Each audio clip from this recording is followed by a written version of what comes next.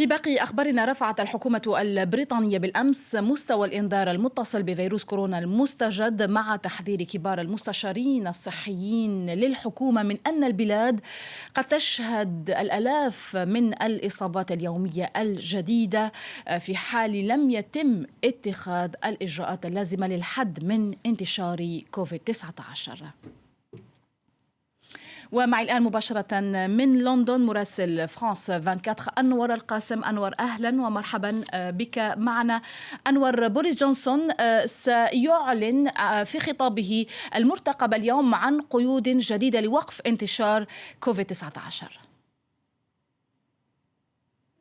نعم، هذا صحيح. في هذه الأثناء الآن هناك اجتماع للجنة كوبرا، وهي الهيئة الوطنية القومية العليا في بريطانيا، لتحديد الخطوة التالية بعد أن دخلت بريطانيا رسميا الموجة الثانية من الوباء.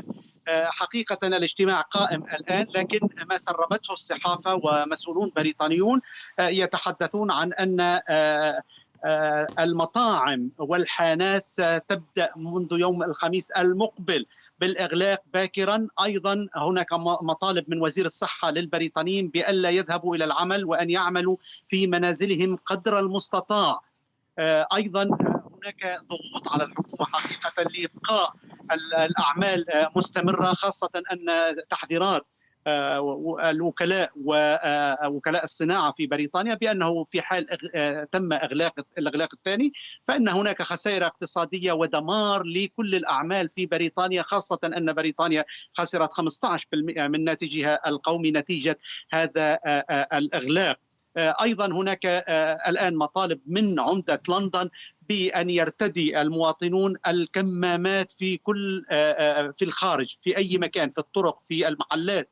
أيضا رئيس الوزراء أجرى اتصالا برئيسة وزراء اسكتلندا ورئيسة وزراء ايرلندا الشمالية، وأيضا بالمسؤولين في ويلز، وكل هذه المقاطعات الأربع البريطانية ستتخذ الإجراءات التي تناسبها. الآن بريطانيا ستعلن الإغلاق الثاني، لن يكون إغلاقا كاملا لكن هو شبه إغلاق حقيقة لمواجهة ما تقول الحكومة أنه سيكون هناك 15 أو 50 ألف إصابة يوميا في منتصف الشهر المقبل إذا استمر الحال على حاله، و200 سيكون هناك 200 إصابة في الشهر المقبل كل يوم، وهذا يعني كارثة قومية بكل ما تعنيه الكلمة.